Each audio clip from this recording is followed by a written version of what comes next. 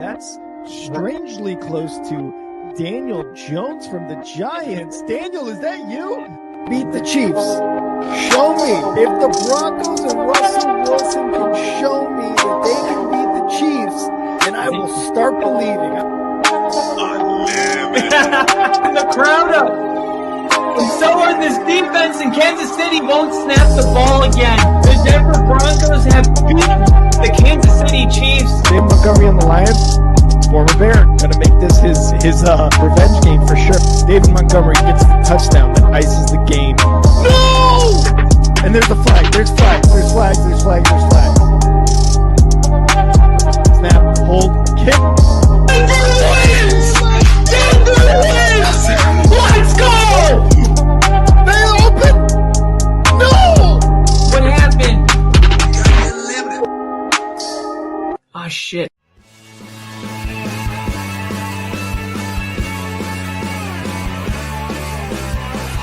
America is football. Football America is is football. Football is America. And if you don't like it, you can kiss your candy ass. For the moment in time, I don't give a damn. Oh my God! No! You love this. 30 to 27. Chiefs win. Chiefs win 30 to 20.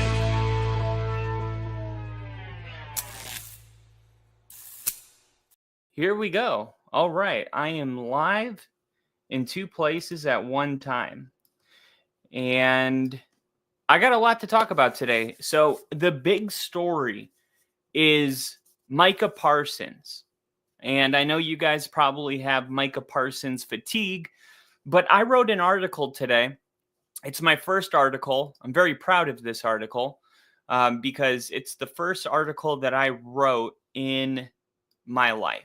Now, I've written like X threads, but this is an actual newsletter, and I'm pretty pumped up about it. Like, I wrote it in an official format.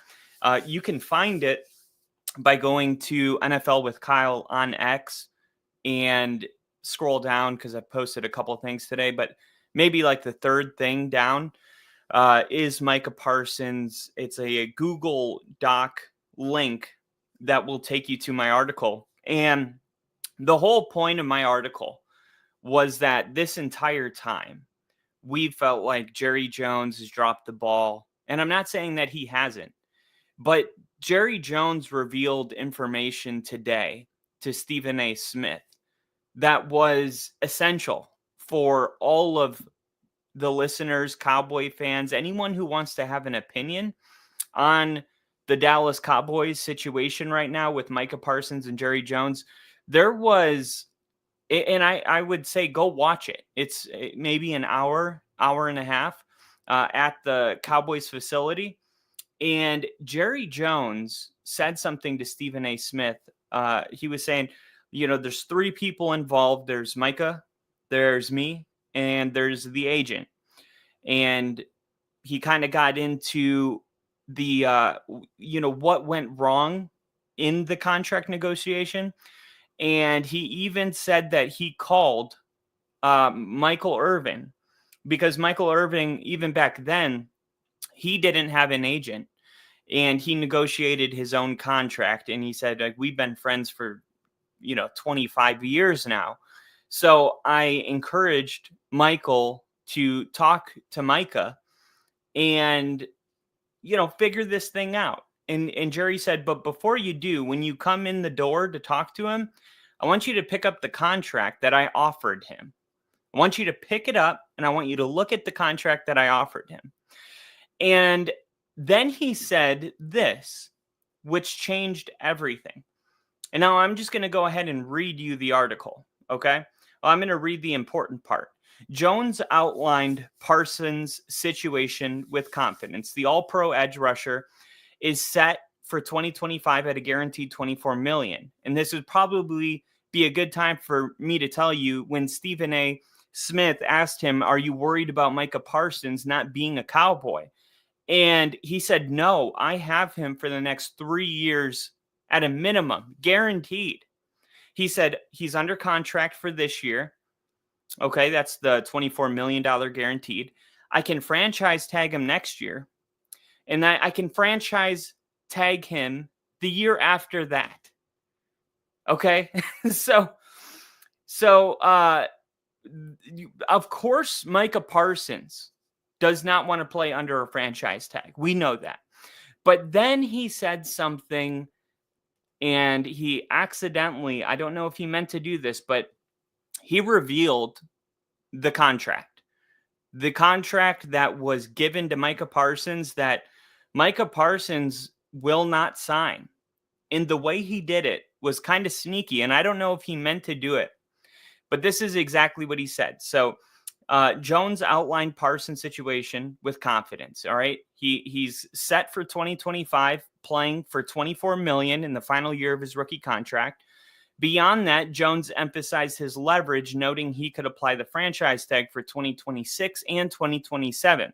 I've got Micah under contract for 3 more years, Jones declared. This year, franchise tag next year, and franchise tag the year after that. So my research into the franchise tag values for edge rushers estimates the tag being worth $28 million in 2026. That's a $6 million increase from the franchise tag right now, which is $22 million in 2025 for an edge rusher.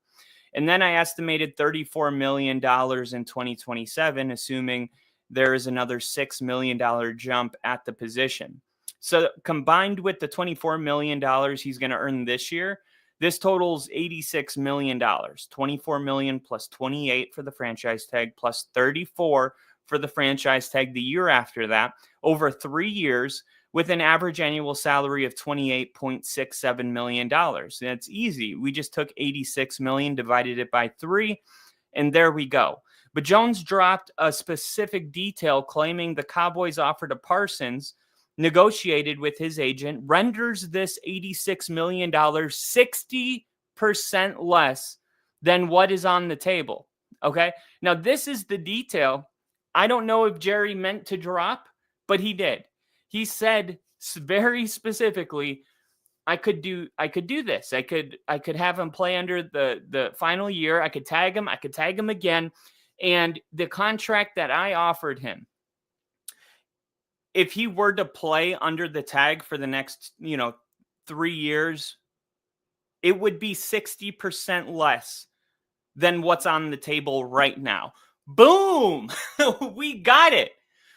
Because we know how to do math. We can figure this out. So my analysis shows that if the $28.67 million annual value is 40% of the offered annual value, since 60% less means 40% remains, the proposed contract is $47.7 million, right? We just took the $28.67 million, divided it by 0.4, boom, $47.7 million.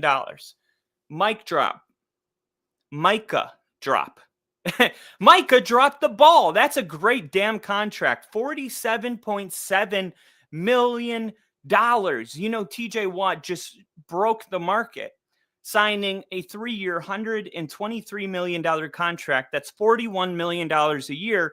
This breaks that by $6.7 million per year. This suggests that a 5-year, $235 million deal, a figure that aligns with Parsons' status as a premier defender. For comparison, like I said, TJ Watt is making $41 million a deal. Parsons' potential $47 million surpasses Watt, and that reflects his 3 consecutive All-Pro honors and game-changing presence. Stephen A. challenged Jones on whether the Cowboys were fully committed to a long-term deal or if they're leaning on the franchise tag as a fallback plan. Jones, with his signature swagger, stood firm. We're talking about a generational talent, he said, referencing the negotiations with Parsons' agent. We've put real money out there. Okay. Now that's real money. I mean, if he would have said 50%, I would have thought, well, maybe he was just doing an estimate. Or if he would have said something like 60%, no, he very black and white. He said, if he were to play under contract this year and get tagged for the next 2 years, right, he would be making 60% less than what we offered him. That is word for word what Jerry Jones said. I mean, the interview made one thing clear, and that's Parsons and his agent and the Cowboys are at a critical juncture. A 5-year, $235 million contract would position Parsons as the NFL highest paid defensive player. And with the franchise tag situation kind of looming around the corner, the negotiations are far from done. I mean, this is a guy that has requested to be traded. That was not even on the table. I mean, it is very clear to Jerry Jones that the worst case scenario is that he has to tag him for the next 2 years. But damn it, he's going to be mine and nobody else can have him. And this is a part of the negotiation. Like, I think a lot of times we see these negotiations, and this is what I titled this whole thing was like, did Jerry Jones just hint Micah Parsons is the problem? And I think we've all been blinded by the fact that Micah Parsons and Jerry Jones' situation resembles almost every situation that's happened in Dallas in our lifetime, whether it's Ezekiel Elliott, who decided to retire today. We'll talk about that in a little bit. Or last year with CeeDee Lamb or with Dak Prescott.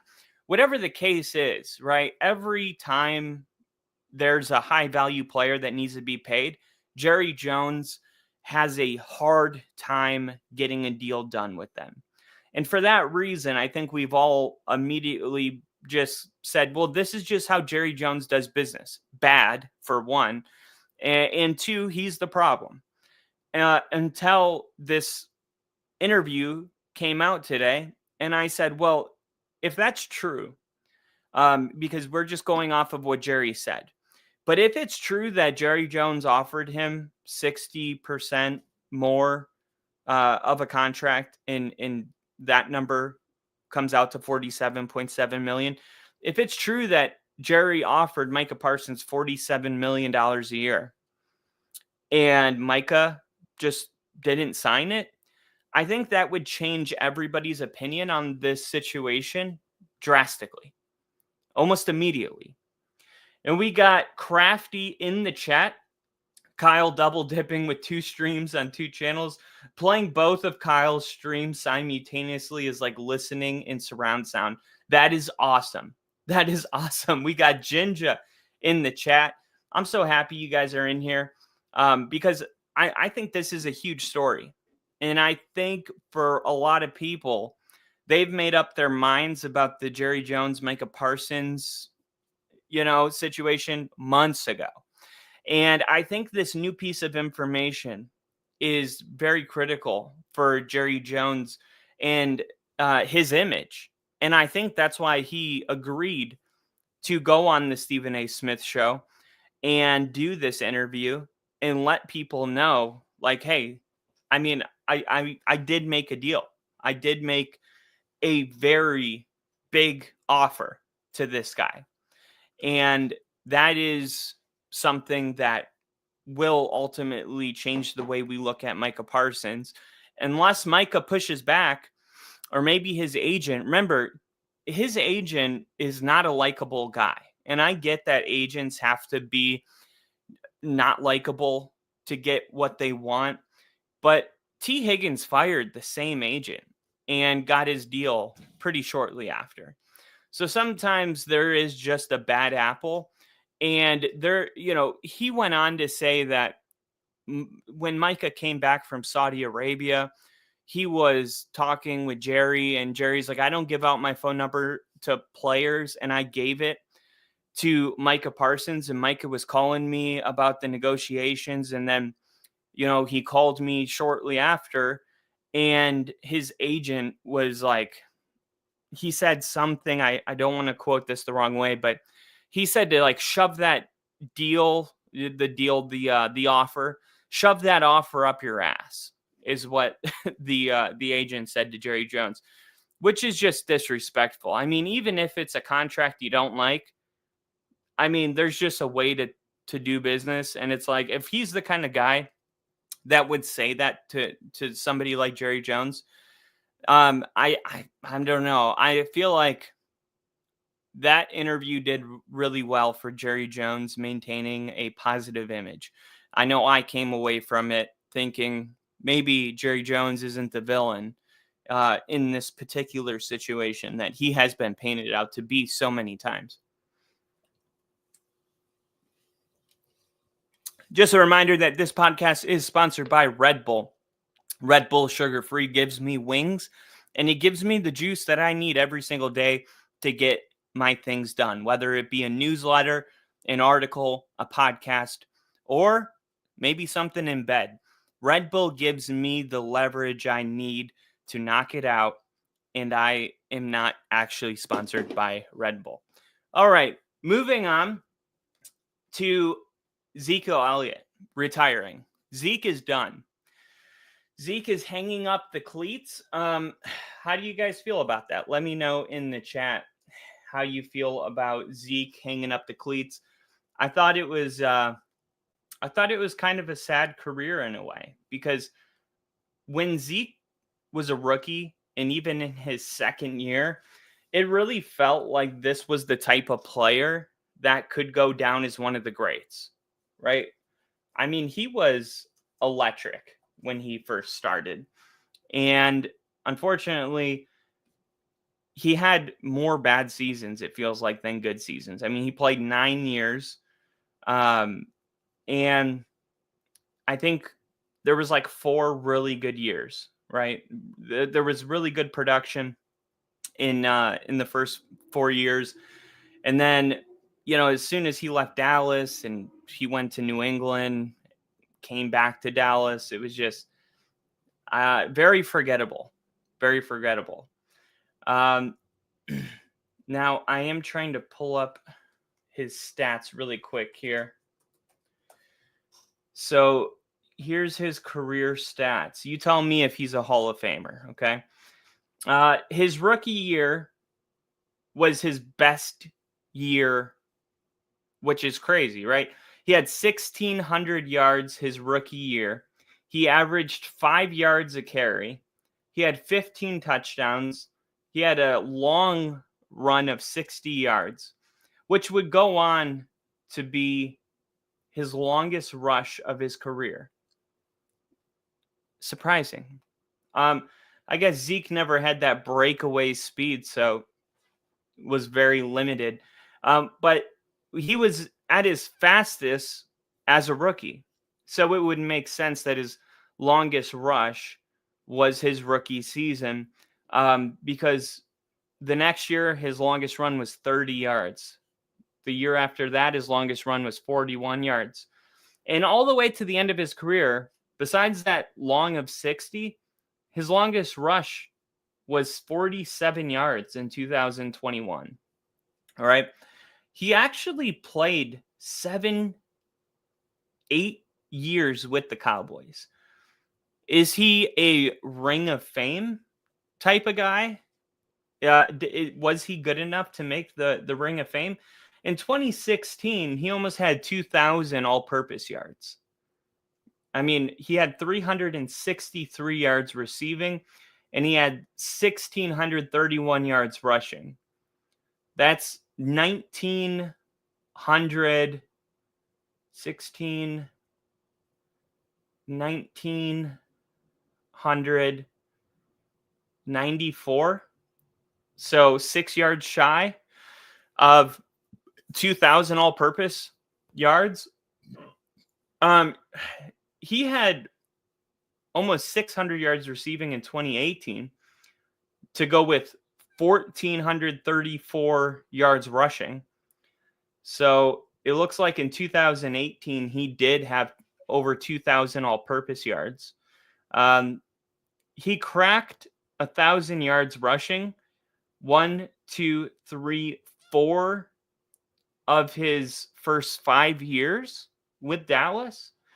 And that doesn't include all of his receiving yards. He had 74 career touchdowns.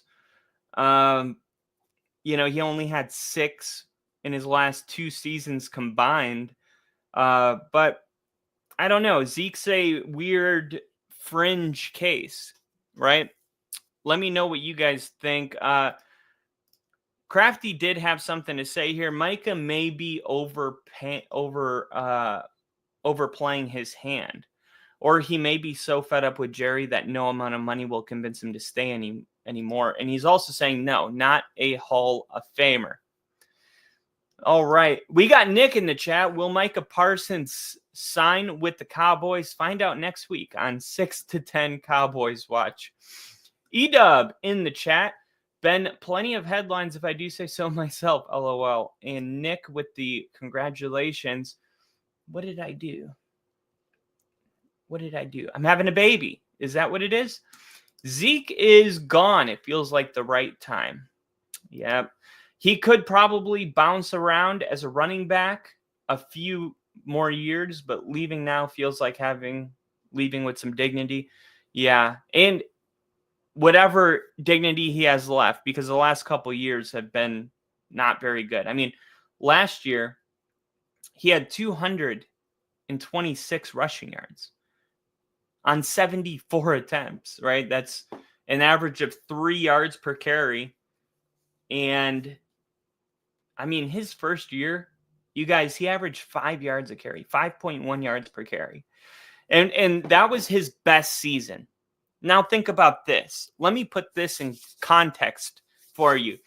Zeke's best season was his rookie year. He averaged 5.1 yards per carry. And everybody after his rookie year was like, this is the best running back in the NFL. There was Zeke, and then Saquon Barkley was coming into the league. But it was like, those were your guys, okay? The reason that Emmitt Smith is not the greatest running back of all time, because I've seen lists of Emmitt Smith being ranked entirely too high, you guys, like way too high. And by the way, I'm not an Emmitt Smith hater or anything like that. I actually think Emmitt Smith was good. It's just sometimes people get so carried away. And I'm like, wait a minute. All right. I know that he was good, but the greatest ever? I don't think so. And I'm going to tell you guys why. And I'm going to tie this in to Zeke's first season. Okay. And you're going to see where I'm going with this in a second. How do I get to my home page? Because I wrote an article about this and I want to get to here we go. So here's my home page right here. All right, let me just scroll down to find it. All right, here it is. Okay. Emmitt Smith's career total of 18,355 rushing yards and 164 touchdowns. All right. That is, let's see. Zeke has 74 career rushing touchdowns and 14 career receiving touchdowns. So that puts him at 88 total touchdowns. Emmitt Smith had 164. It is impressive. But, he benefited greatly from Dallas's dominant offensive line, which created running lanes that many backs can only dream of. Throughout his career, Emmitt Smith averaged 4.3 yards per carry. He only fell below 4.0 yards per carry in 4 seasons and only exceeded 5 yards per carry once in his 15-year career. Okay, so Emmitt Smith played all of those years, okay? But he only exceeded 5 yards per carry one time in his entire career. Once. He had one season where he went over 5 yards per carry.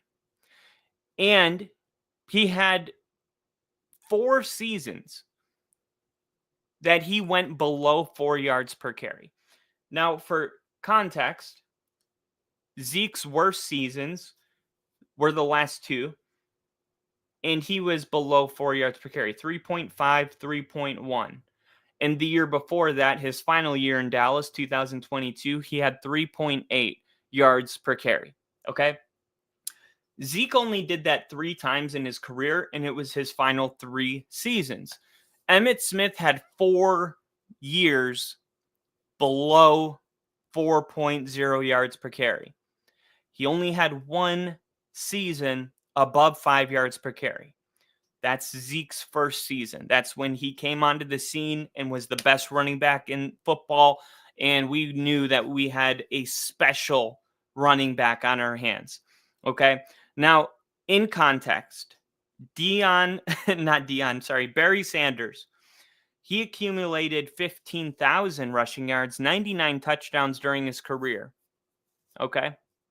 Despite playing behind a weaker line, Barry Sanders averaged 5 yards per carry on his career. Do you understand how crazy that is? Emmitt Smith had 1 season above 5 yards per carry. At the end of Barry Sanders' career, he averaged over 5 yards per carry over 10 seasons, despite playing behind a weaker line. 15,269 rushing yards, 99 touchdowns during his career. Additionally, Emmitt Smith had 34 fumbles, 18 of which were lost. Barry Sanders, way more secure with the football. Fumbled only 19 times, not 34 times like Emmitt Smith. And he only lost 11. 11 fumbles lost in 10 years. That's about 1 fumble per year. Sanders also had way more explosive seasons. His 1997 season, he had 2,053 rushing yards and averaged 6.1 yards per carry. Okay, so Barry Sanders stands in contrast to Smith's volume-driven achievements. The reason Emmitt Smith has such great career numbers is because how long he played. Yes, he was able to stay healthy, and he was better than average.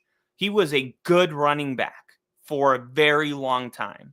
And that does matter. Like, he is a top 10 running back because of that longevity. What he's not is the greatest running back in NFL history. Now, there's a lot of people with an opinion on this, but when you really look at the numbers, in just numbers tell a story. And the story they tell you is that it's not entirely close. Now, Barry Sanders is different than all the other running backs because there are plenty of running backs that can average over 5 yards a carry for a season, like Ezekiel Elliott, his rookie year. There's even running backs out there that can do it for 3 out of their 12 years. But to average 5 yards per carry after 10 years of football behind a weaker O-line in rushing for over 2,000 yards in one of those seasons and 6 yards a carry, Barry Sanders is the GOAT at running back in my humble opinion. I know that's going to trigger a lot of Dallas Cowboy fans, but that's why Dallas and the Lions play on Thanksgiving every year, is because that running back debate. No, I'm just making that up. We have Jinja in the chat. He agrees. Zeke is not a Hall of Famer, period. His career mirrored Leonard Fournette in that both peaked in their rookie seasons, except Fournette managed to land on the Super Bowl-bound Bucs in the twilight of his career. That's very true. Likely not coincidentally, Zeke also enjoyed the best O-line of his career during his rookie season. Well, that is such great context to bring into this, Crafty. Brown or Sanders is the GOAT, in my opinion. Everyone else takes a back seat behind those two.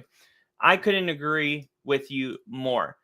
Now, my uncle loves to be controversial, so if you ask him who the greatest running back of all, because I asked him, I'm like, hey, you're in your 40s, like, give me an opinion on this. Like, I didn't watch these guys play.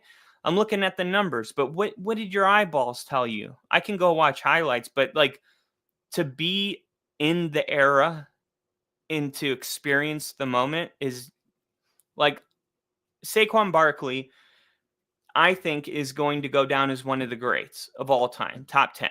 I think he's top 10 right now. But, like, I could see how 40 years from now, when people are talking about Saquon that are 20 years old, they're like, it's a little bit harder to give him his flowers because you didn't see him jump backwards over somebody. You know, I did. And, you know, he's done so much outside of that stupid highlight. You know, I'm not saying like he's the greatest because of that. Just like how long he's been dominant at the position. And the fact that last year he could have easily, if he was really going for the record, like when you look at Terrell Davis going over 2,000 yards, like the whole team was well aware. They were feeding him the ball. The last 2 games of the season, he had to rush for like 150 yards per game to break that record. And Shanahan was really just giving him a ton of volume so he could break that record, which is cool when your coach is like, let's get him the record. But on the contrary, like the opposite happened for Saquon last year. Like they weren't feeding him the ball, trying to break a record. He was benched, you know, the last game of the season, and he didn't play much of the game before. Nick said, you published the article also on the baby. Oh, okay. Ring of Fame, probably. Jerry Jones did seem to like Zeke. Yeah, they did get along pretty well. And Nick said, Derrick Henry, honestly, is the greatest running back of our generation. I think it's between Derrick Henry and Saquon Barkley. But my generation is easily Adrian Peterson. I'm 31, so I saw Adrian Peterson's whole career.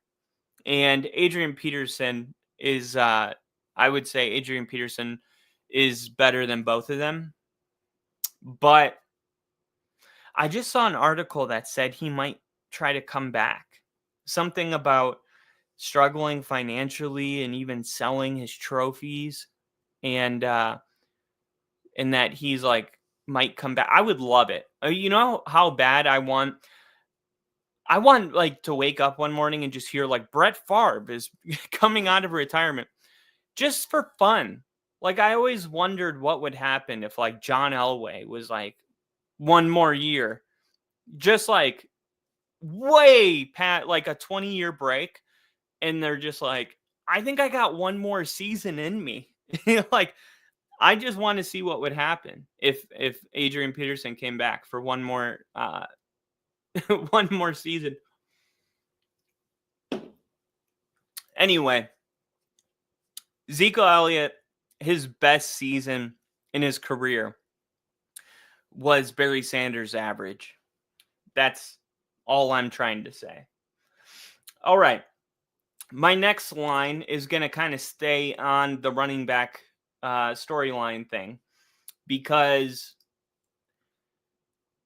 what's her name? Kay Adams. She posted something that said fantasy football. It was a fantasy football. All it said was Saquon or Bijan at number 2, go. That's what her post said.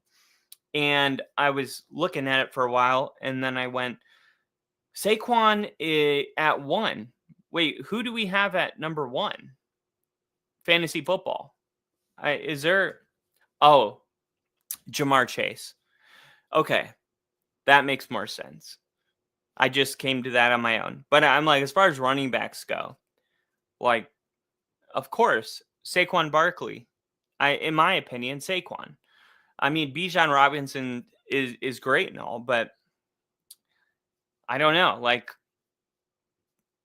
there's a lot more continuity going on with the Eagles than there is with Michael Penix Jr. coming in. How often is he going to be dumping it off to Bijan? How much of, I don't know. Like, maybe they're going to give him a ton of carries. Maybe they're not.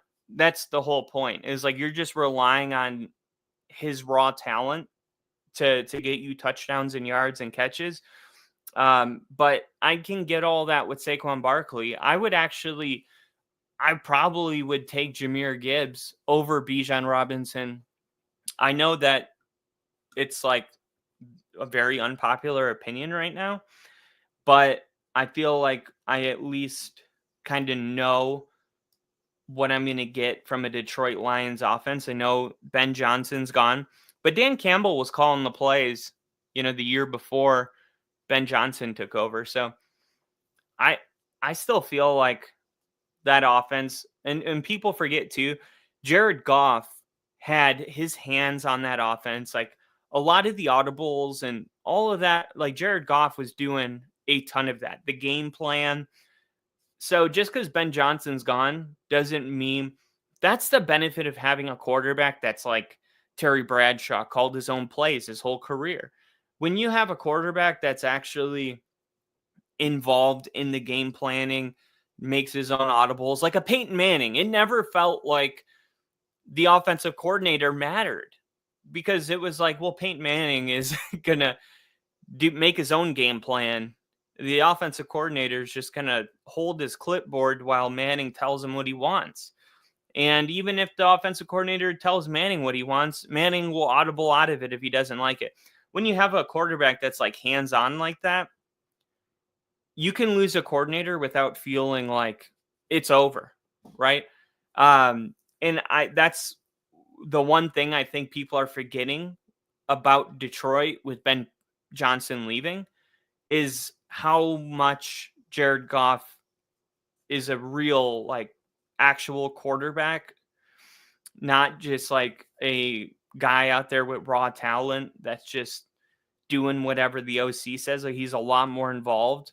And I think that's actually going to help them kind of maneuver this new offensive coordinator. They promoted somebody within, somebody that was likely in the room during all the game plans. Like, I think it'll minimize the blow, is all I'm trying to say. The 49ers. Let me just check the comments real quick. Crafty said Dallas fans triggered. That alone is enough reason to support your take. Yeah, because Emmitt Smith to them is like, they're God. It's like, what did you say about Emmitt Smith? Crafty said maybe Peterson's son can support him. Oh wait, too soon. Who cares? You know what I mean?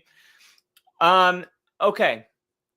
A lot of running back news today. I wasn't planning it to be this way. Brian Robinson Jr. has been traded to the San Francisco 49ers. And what's really cool is the Broncos got more out of Vele than the Commanders got from Brian Robinson Jr. I don't know how.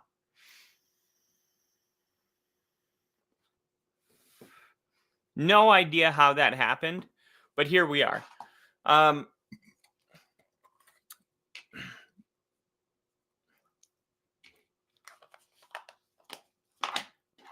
Brian Robinson Jr., what do you guys know about him? He's a pretty good running back, right?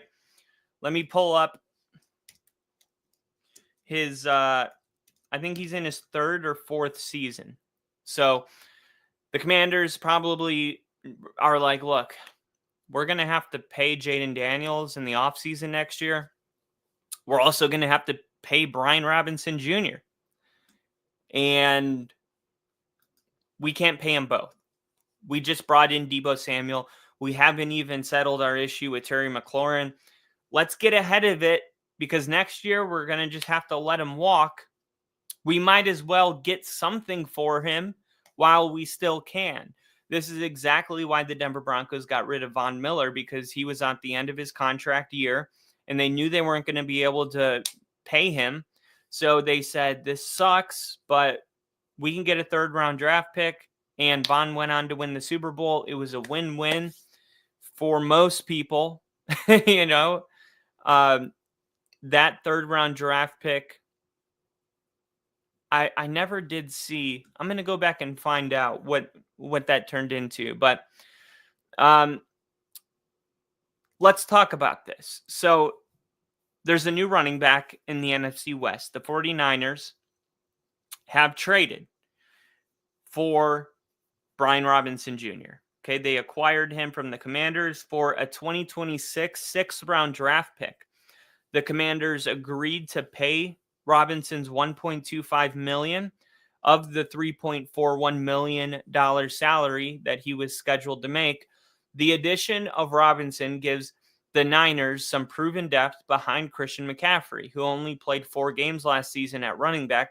Robinson, although also has durability issues, he has missed at least 2 games in each of his 3 seasons, but he has been productive. Each year in the league, he's had over 700 rushing yards, but he has not yet cracked 800, okay?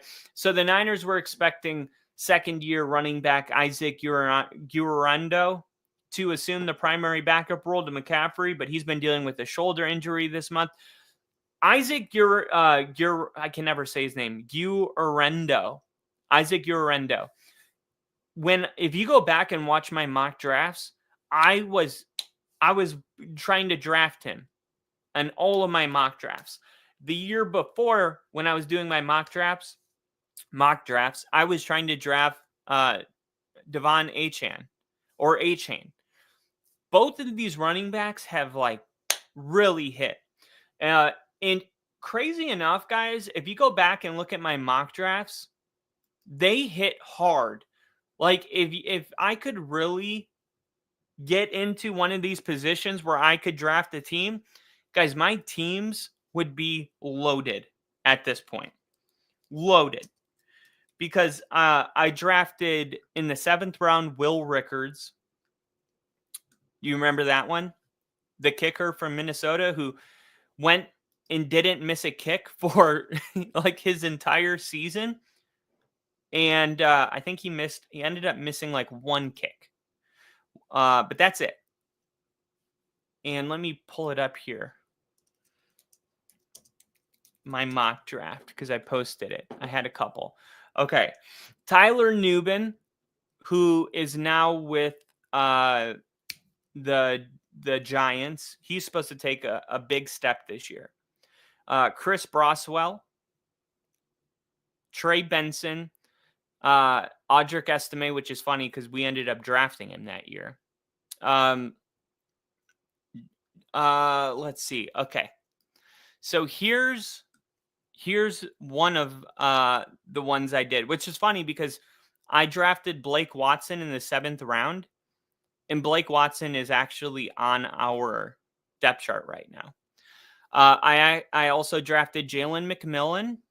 I drafted Chop Robinson, Jonathan Brooks, Malik Mustafa, who's with the 49ers. Whatever happened to Jonathan Brooks? Did the Panthers end up drafting him? Because remember, the only reason his value fell, Jonathan Brooks, was because he wasn't going to be able to play his rookie year. I think we need to take a second and realize how good the Panthers are going to be this year. Because I know I said it on the podcast and everybody was laughing at me because it was like, really? That's your team you're going with this year? But you guys saw how good Bryce Young looked at the end of the season. And here's another guy that I forgot about. Admittedly, I forgot that Jonathan Brooks was drafted. I mean, I knew because I said it, but when I predicted the Panthers to win the division, I had forgotten Carolina Panthers depth chart. Might be the deepest wide receiving group in the NFL. Okay, Bryce Young, major step. Okay, Chuba Hubbard is the starting running back. Trevor Etienne, Ricky Dowdle. Wait, where's Jonathan Brooks? Is Jonathan Brooks not on the team now? He's not even on the depth chart. He's with the Carolina Panthers. Why is he not on the depth chart? Oh, no. I remember he retore the ACL in his right knee during a Week 14 game. Oh, no. That sucks, you guys. I forgot about that. That sucks. He tore his ACL in his right knee, and then he finally got better, finally got into a game last year, week 14, and tore his same ACL in his right knee. He tore the same ACL within 13 months. That is really bad. And in some cases, career ending, not season ending.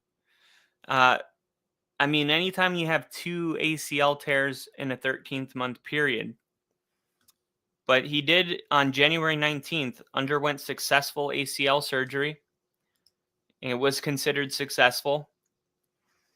And Jonathan Brooks will not play in 2025. 3 months ago, May 12th, Jonathan Brooks in the Carolina Panthers announced that he will be placed on the physically unable to perform list, missing the entire 2025 season. All right. Well, I mean, I think it's the right decision. And I was just talking to Bronco fans about this because we have Dre Greenlaw, and I posted the timeline on my X, right? Because I'm seeing quotes from Zach Stevens at DNVR that Greenlaw's been practicing all week, and I'm like, that's great, but like, why are we talking about that? Is there something wrong with him? Because I feel like ever since he got here, we've been talking about him like, oh, is he going to be okay? From what? You know what I mean? So what it is, all I had to do was a little digging. It wasn't hard. It was just me not knowing what was going on with this particular player, but he tore it was his quad. He had an injury in his quad, and it was reported by Tom Pelissero that they believed it was a tear. Later, they confirmed that it wasn't a tear and that it was just a strain. So if it was a tear, he would have probably missed, 6 months of time. And because it was just a strain, they've been just like monitoring it. But they're saying that, he should be able to go week 1. And I was saying, guys, with the depth we have on defense, I would rather have Greenlaw instead of him starting week 1 at 75%. I would rather start him week 4 at 100% and have him play from week 4 to the Super Bowl, because that's where we're going. Last time the Super Bowl was in Santa Clara, the Denver Broncos went to it, and it was because of their defense. History rewrites itself. Watch. Anyway, if he goes week 1 and he's at 75%, by week 4, he's going to have some sort of injury, right? By week 4, there's going to be some sort of, let me see. Looked like my phone was getting a little laggy there. Just wanted to make sure I didn't lose anybody. Okay. Let me close some of these tabs. I want to make sure that we stay fast. Okay. So I would rather have Dre Greenlaw fully healthy for 15 games than have him nursing this injury all season long and potentially missing games. And that is a luxury that we have because of the amount of depth we have on defense. Okay. So I don't think we should be messing around with that. Same thing with Jonathan Brooks. It's like, look, you rushed to get back on the field last year and you pulled a Booby Miles. You re-injured the exact same, the same ligament, same ACL, same knee. Crafty says Commanders letting some big names slip away. It is true, and at this point, they're relying on their quarterback to just Jaden Daniels to just be amazing. Like he made number 21 on the top 100, and I'm like, really? I mean, the guy was good, but the entire season was like, who should win it, Bo Nix or Jaden Daniels? That's how the entire season has been. And then he goes into the playoffs. Detroit was beat up. They didn't have a ton of their players. Like last year, if the Lions could have stayed healthy, I think they could have won the whole thing, or at least given Philly a real game, not like the Kansas City Chiefs, who they were able to pull their best game of the year out against the Bills and get it done. And hats off to them for that. Seriously. But no, come on.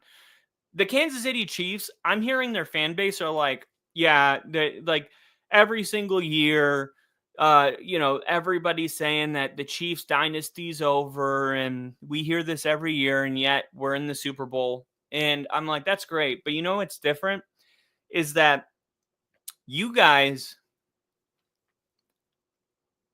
are 15th in points per game the last 2 seasons in a row. You have a lot of eggs in Rashee Rice, who's going to be suspended. We're just like waiting to see how long. You have some injuries, and you won 11 games last year that were one score. In one score games last year, the Chiefs went 11-0. That's not happening again. Like that just is not going to happen again, right? We saw that happen with I think it was the Minnesota Vikings, who lost almost every one-score game. No. They won every one-score game with Kirk Cousins. And I was like, oh, that's not repeatable. And then I think it was the Vikings. And I'm trying to remember what year it was that this happened. I think it was 2020.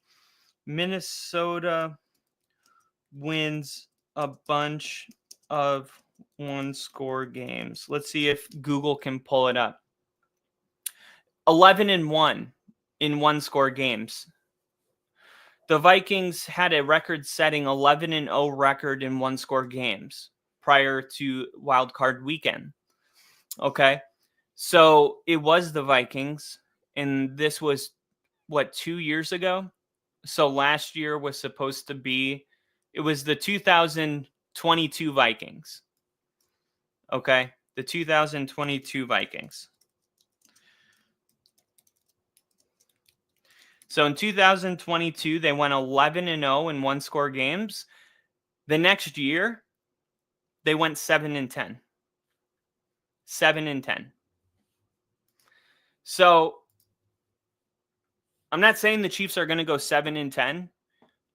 I'm just saying they're not going 11-0 in one-score games, and the division got a lot tougher.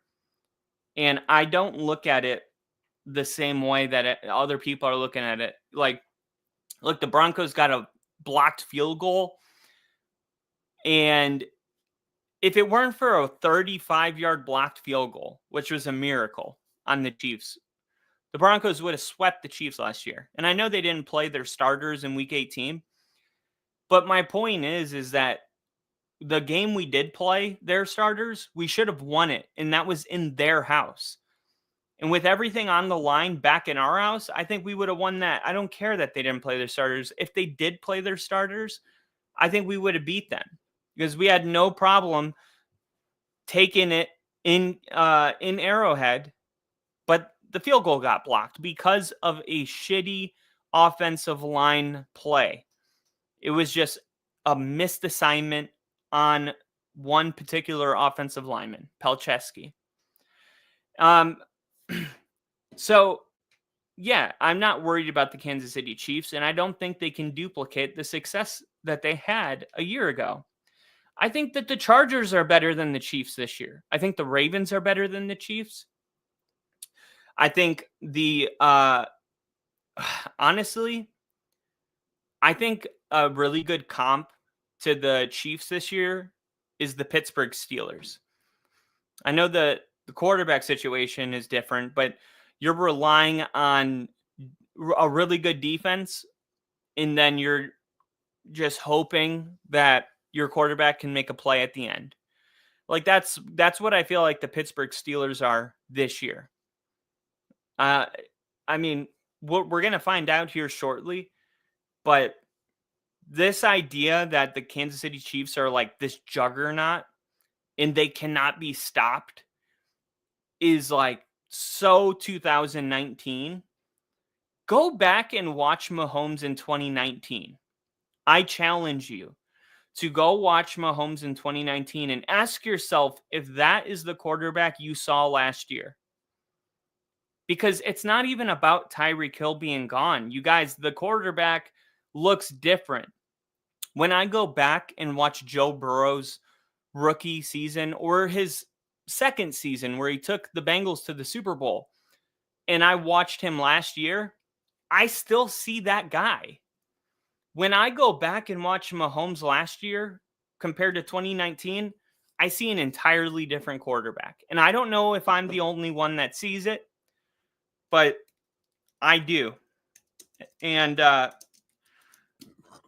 gonna pull up something really quick because he gets compared, you know, he gets called the GOAT pretty often. Let's see.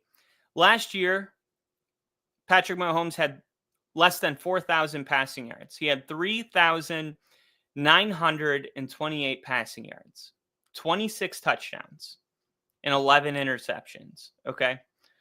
I mean, Bo Nix had more touchdowns. Bo Nix had more passing touchdowns than Patrick Mahomes last year. But who cares? That's just a one-off stat. What I'm trying to say, really, is that Mahomes has never had a worse season in his career. He's never gone under 4,000 yards. In 2019, he almost did. He had 4,031 yards. But then he bounced back with 4,700 yards in 2020, 4,800 yards in 2021, and then 5,200 yards in 2022. 105 passing rating, 37 touchdowns, only 13 interceptions, 5,250 passing yards. And then in 2023, barely had 4,000 passing yards, 27 touchdowns, 14 interceptions, and 4,100 passing yards. And then last year, he followed that up with going under 4,000 with 3,928 passing yards, 26 touchdowns to 27 the year before, and 11 picks. This is not the same quarterback that was throwing it for 47, 48, 52, 5,000 passing yards. I mean, 1,000 yards is a big difference. It's a big difference. And when you go back and you look at Peyton Manning was a rookie in 1998.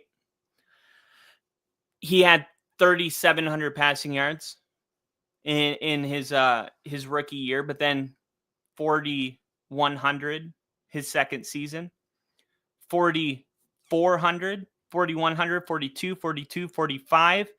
Then he had one season where he had 3,700 passing yards in 2005.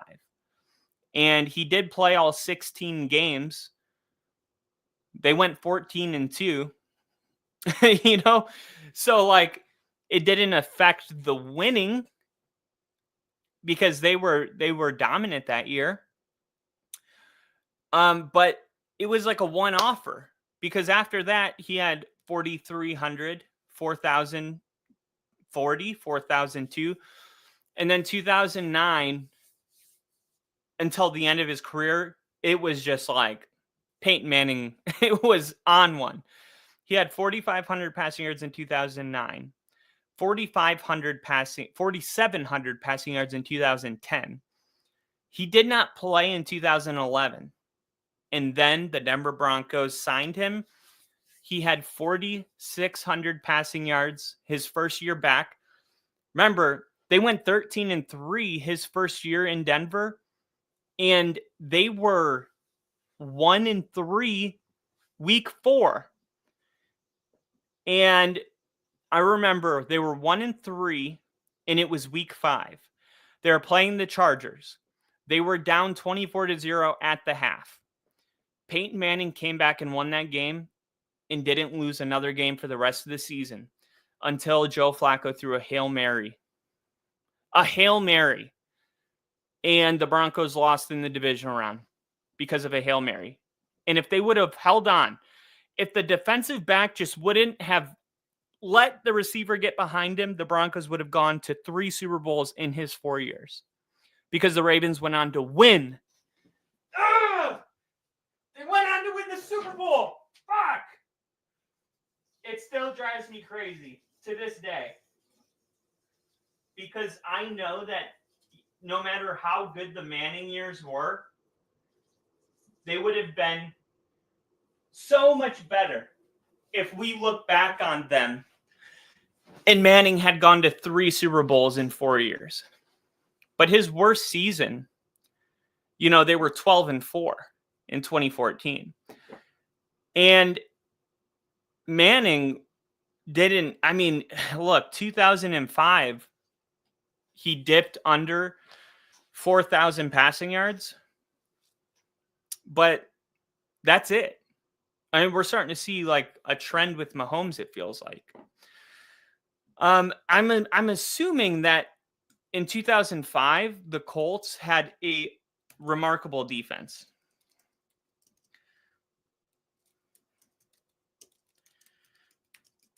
This is how my brain actually works. Let's see. Colts defense. Let me see. If I just look up points per game allowed NFL 2005. Teamrankings.com is my favorite to use. Accept cookies, whatever. 2005.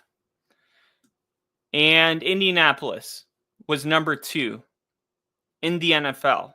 They only gave up 15.8 points per game. And number 1 was Chicago. And guess what? That was your Super Bowl. And that ended up being the Super Bowl that year. And it's funny how if you go back and look at whoever gives up the most points per game, usually those teams are in the Super Bowl. Usually. And that's why they say defense wins championships. One of the things that I've been pointing out to people is the Eagles last year had the best offensive line in the NFL and had one of the best defenses in the NFL. And I feel like that is your combination for a Super Bowl. And this year, PFF has Denver's offensive line ranked number 1, their defense ranked number 1. I'm not saying they're going to the Super Bowl. I'm just saying they should. They have the talent to do it. And this defense is deeper than any other team by far. And that's why I don't see the Chiefs as this like crazy threat. Like they were in 11 one-score games last year. And I don't look at the Chiefs this year and go, but look at what they did in the offseason. Like their offseason was very, all right, whatever. Like they didn't make any like, holy crap. You watch out for the Chiefs. Like it feels like they're just like, we're just going to find a way to get it done like we always have. The only problem, things are different in that division. All right. My final thing that I wanted to bring up today, a couple things. There was a story that came out that I think is very, very important. Now, we've been talking about this since the NFL draft, but Shedeur Sanders was supposed to go number 2 or number 3 or number 4 overall. How about the 5th round, right? Nobody saw it coming. Nobody. It was crazy. Like if at that time, if you were even saying Shedeur Sanders is going to go in the 2nd round, people were like, you're high. There's no shot that he doesn't get picked up in the 1st round. We're talking about the 5th round. We're talking about practice, right? 5th round, it's comical. And no other player in my life has ever been so wrong. Now, we've had players that have been drafted so low that have been so good. Tom Brady, Brock Purdy, whatever. But nobody has ever been projected that high that's gone this low in my lifetime. And it screams collusion. Now, I'm not here to say whether or not Shedeur Sanders was deserving of not being drafted. I wasn't in those meetings. Only Shedeur Sanders knows whatever went on behind closed doors when he met with NFL teams, in the circus that came with it, and a lot of it caused by his father, who, by the way, I'm a huge fan of. I'm just calling a spade a spade. All I'm saying is that whatever happened during the NFL draft, it was not 32 isolated decisions. It was obviously a collusion. And collusion is supposed to be banned from the NFL. But when we watched the draft and we watched him not get drafted, the first 2 days, we knew. And the article that came out today from another running back, a respected running back, a Hall of Fame running back, Eric Dickerson, he kind of dropped a bombshell today. This article is on USA Today, Yahoo Sports, New York Post, Fox News. Every single major news outlet has covered the story. I'll pull up the New York Post one for now, but this is what it says. Pro Football Hall of Famer Eric Dickerson made a controversial claim that the NFL wanted to make an example of Shedeur Sanders and told teams not to pick him in April's draft. Dickerson alleged during an appearance on Rogan and Rodney's show, which is AM 570 LA Sports, this week, that he had heard about the messaging to teams through a very good source. And apparently this very good source is connected, well connected to the NFL. Okay.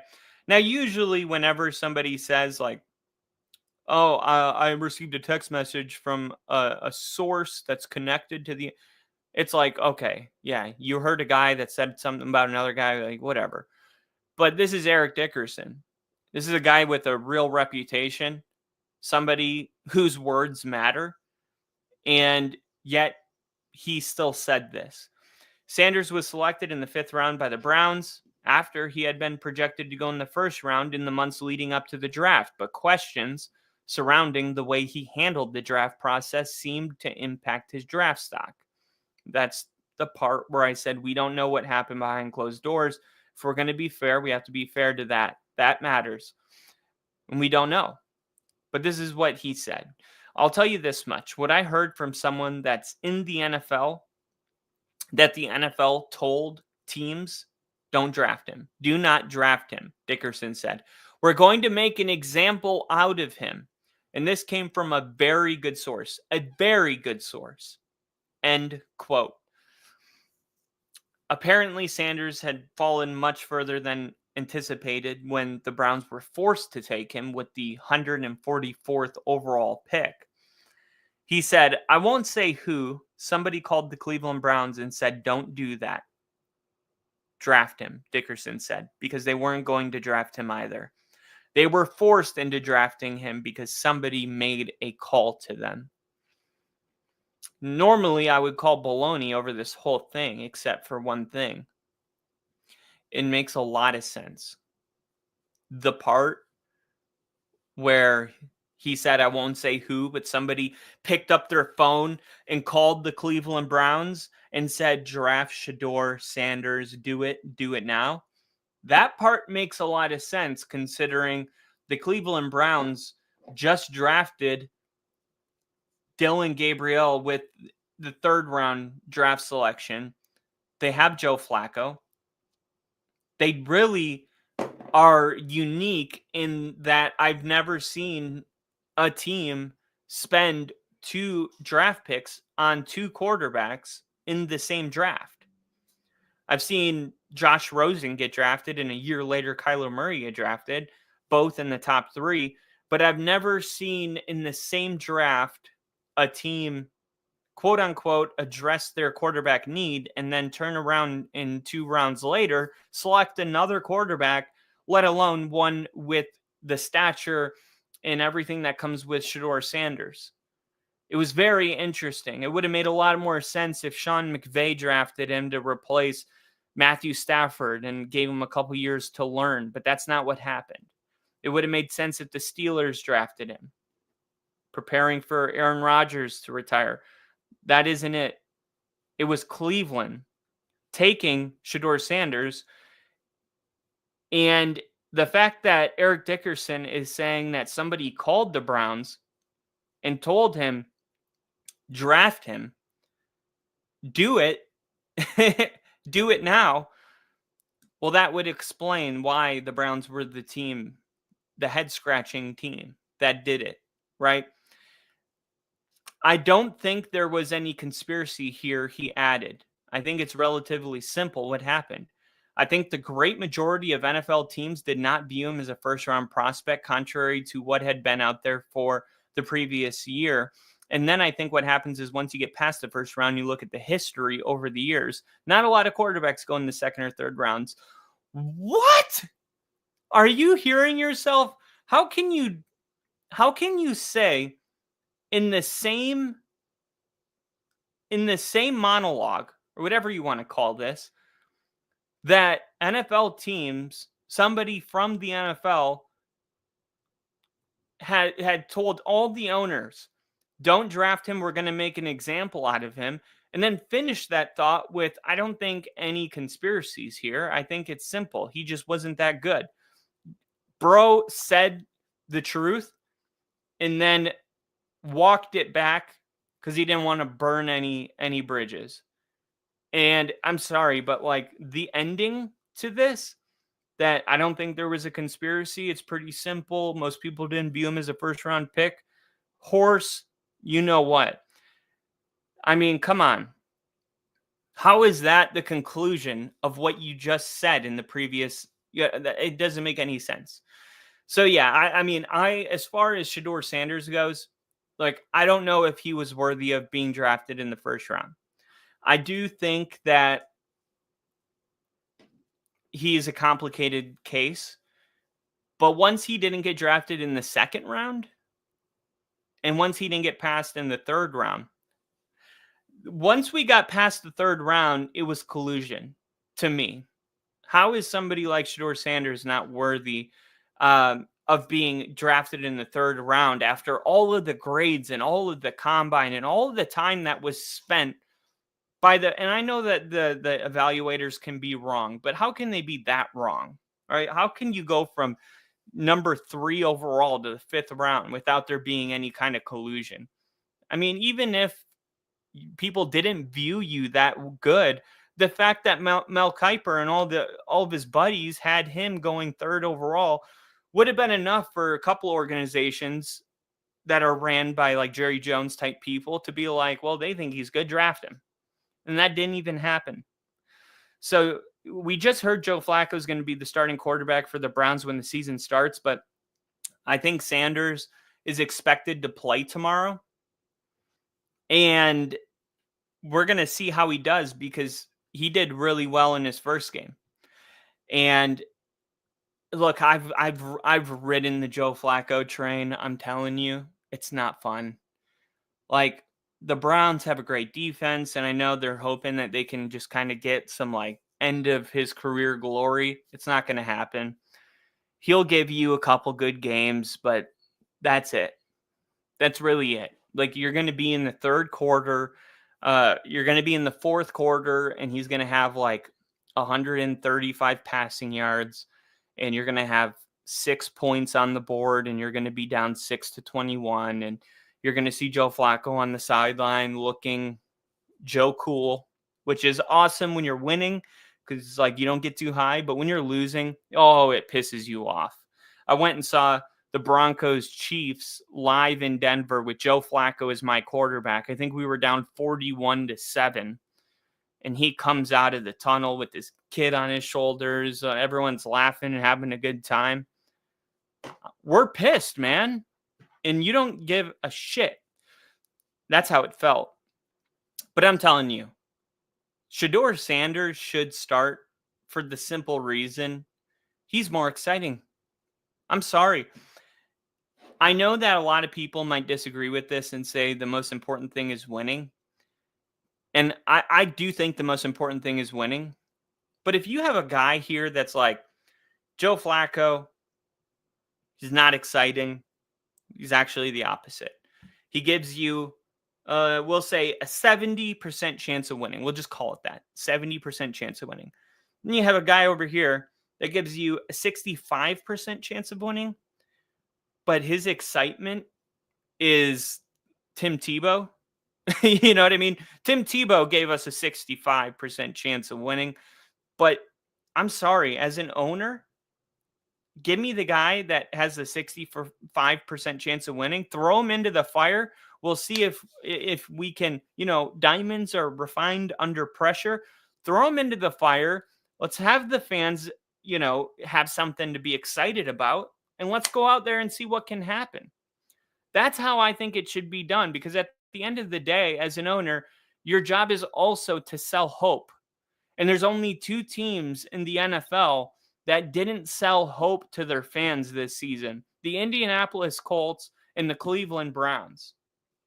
Those are the only 2 teams. Every other team in the NFL has something that they can believe in. Even teams that you wouldn't think have something to believe in. The Bears have Ben Johnson. The Lions have been riding a bunch of success.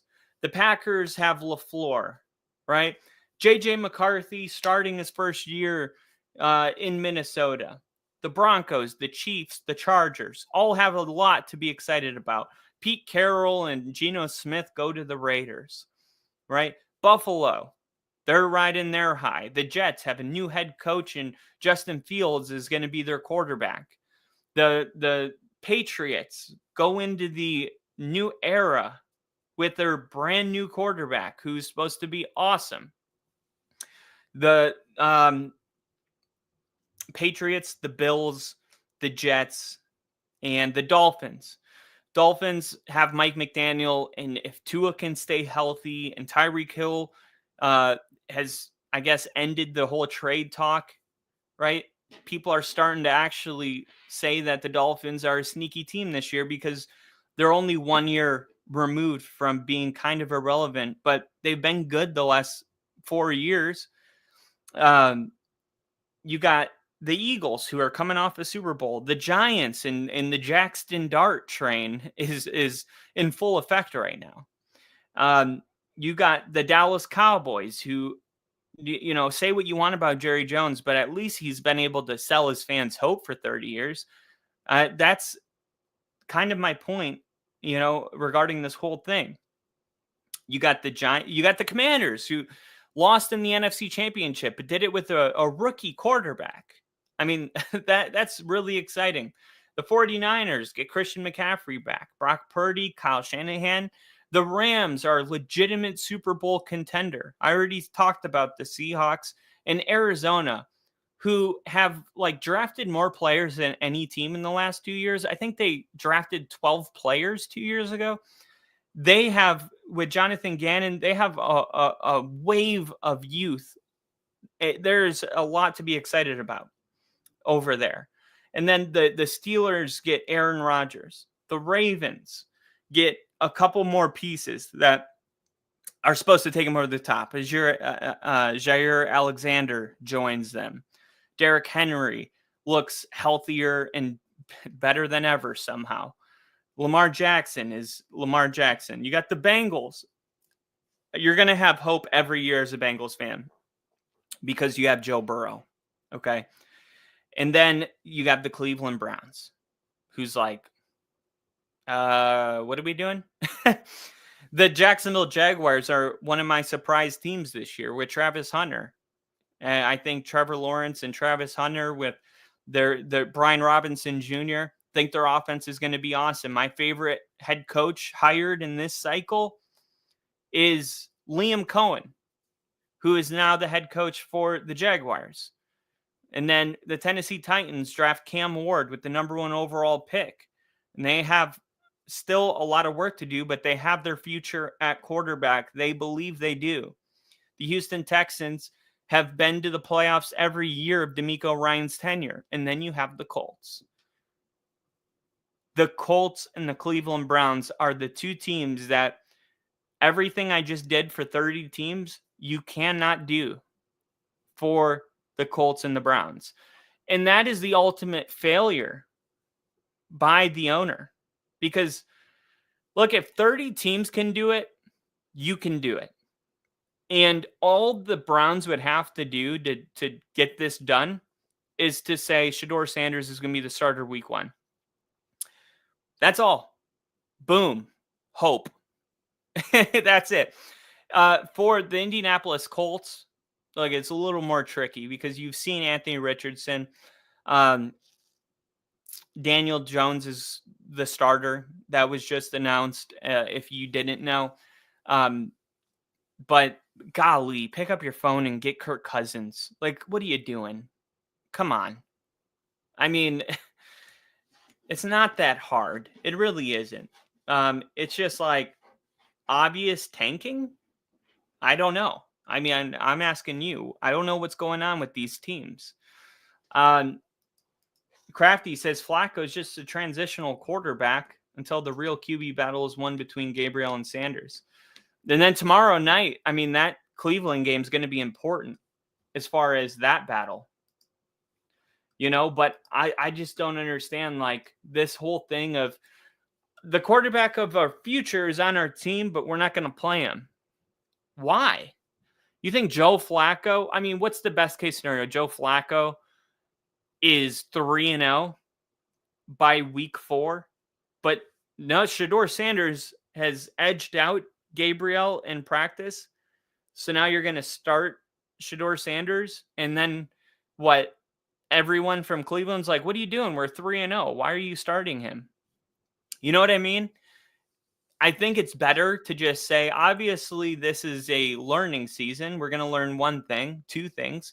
A, Shedeur Sanders is going to learn a lot because he's going to get thrown into the fire. And B, we're going to learn if Shedeur Sanders is our future.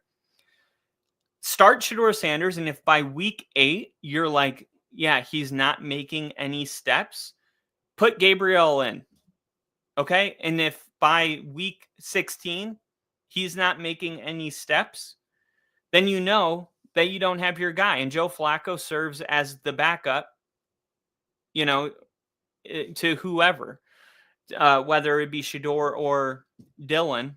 You got Joe Flacco backing up whoever you're going with as the 1. I just don't see the upside in being like, okay, we got this quarterback, but we're going to start Joe Flacco and we're going to keep our eye on these guys. That, I don't know. I just don't understand it. Peyton Manning doesn't either. Peyton Manning is like, I broke the record for interceptions thrown as a rookie, but like I needed that year to be thrown in.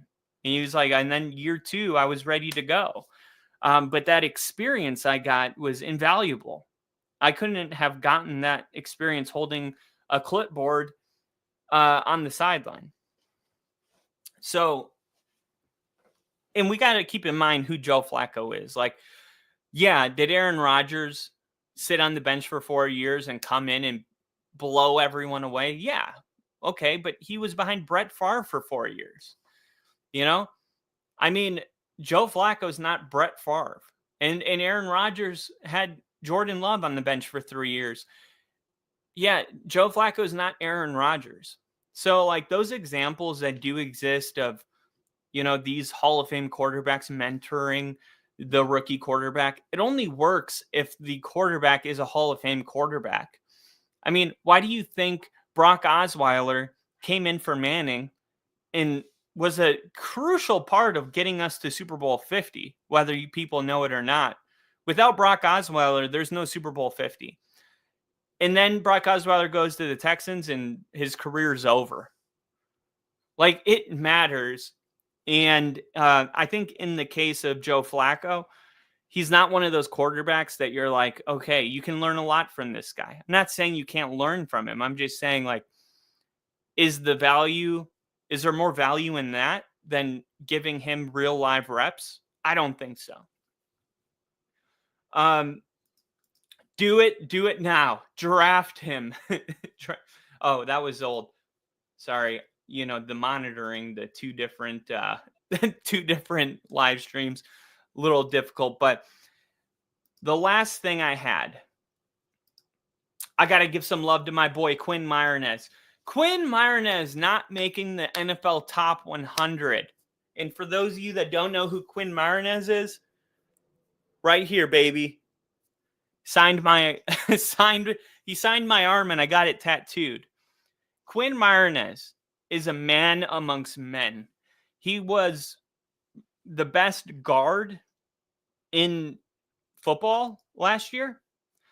And for some reason, I have no idea why he didn't make the NFL top 100. I mean, he is exceptionally good. He has top tier ratings in run block finesse, 98 PFF grade in run blocking, 95 grade in run block power, and lead block. He has a 95 grade while adding strength, 95 grade, awareness, 95 grade, toughness, 92 grade. Hasn't missed any time.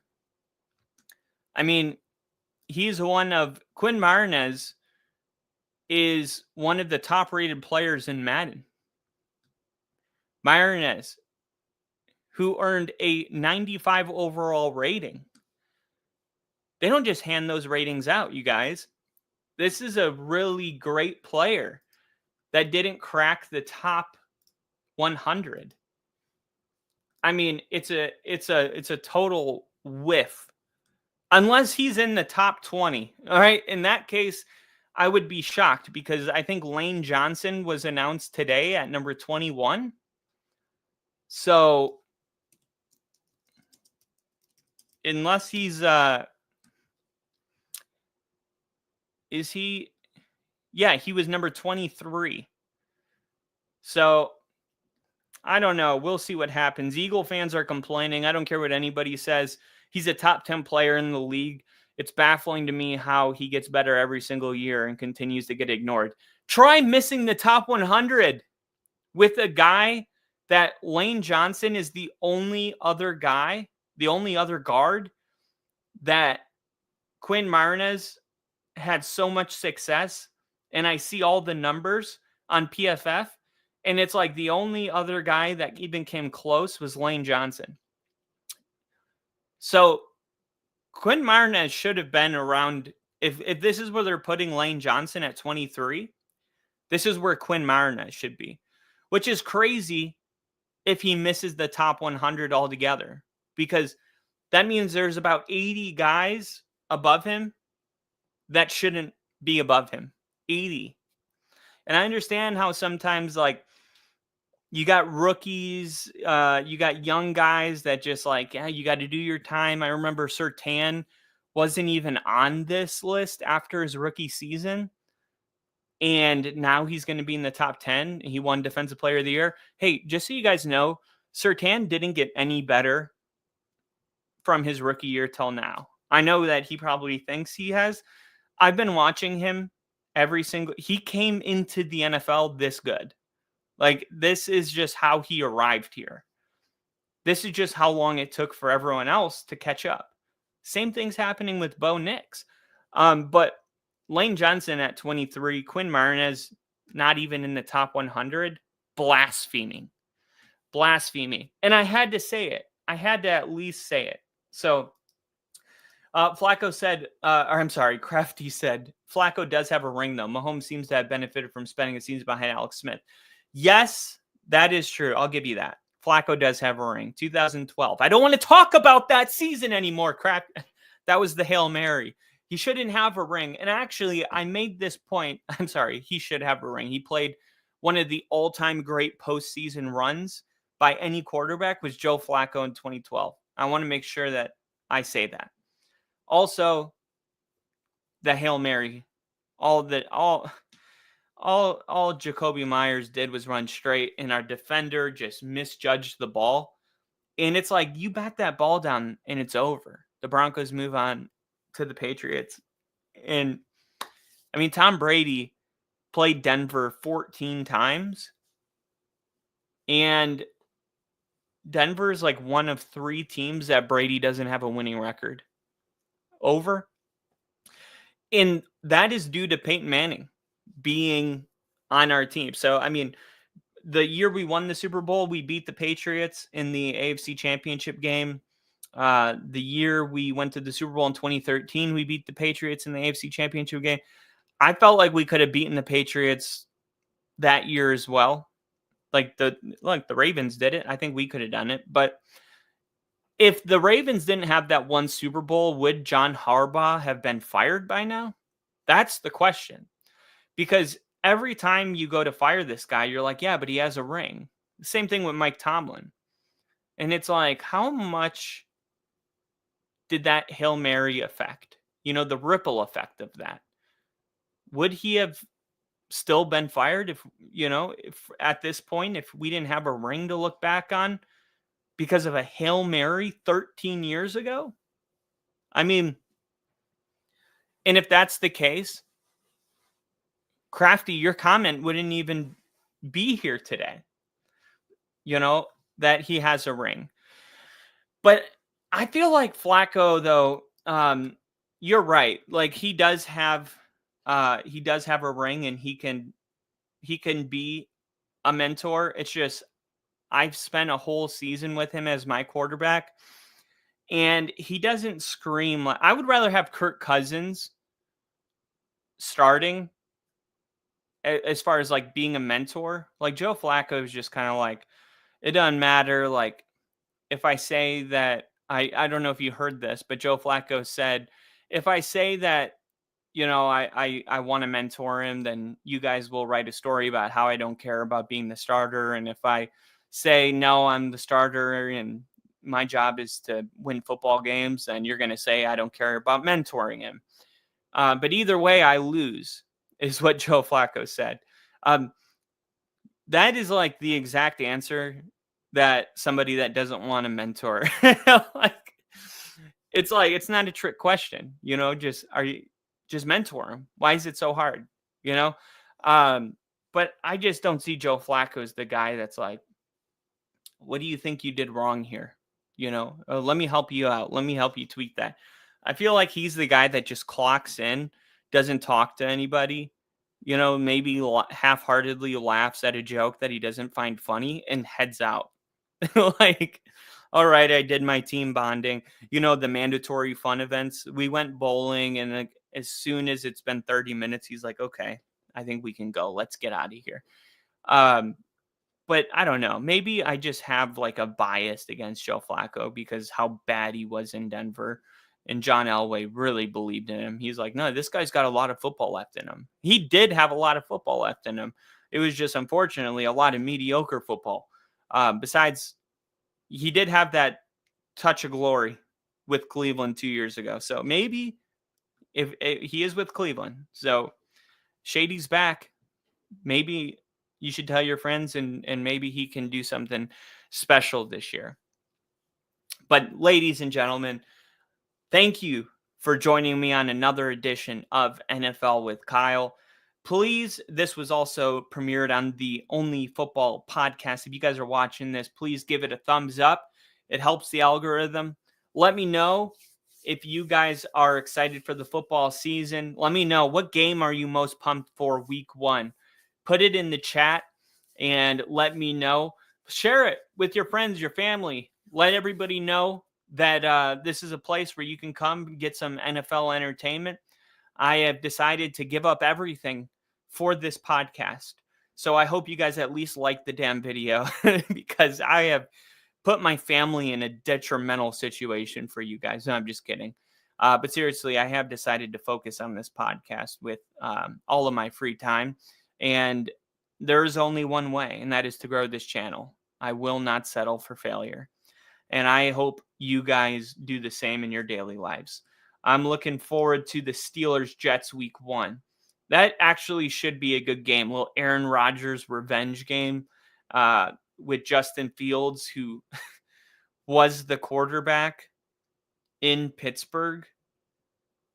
Now he's with the Jets. What did they wife swap quarterbacks? It's going to be a good week 1 game. But please, guys, like the video, share it with your friends. And if you're new here, please subscribe to the channel and get used to it. We're going to be going live all the time. Football season is here. It's right around the corner. So anytime big news drops, you can rest assured that I'll be covering it right here on YouTube and on X. Thank you guys for listening from the bottom of my heart. I love all of you, and I'll see you soon. Have a good one. Thanks for watching.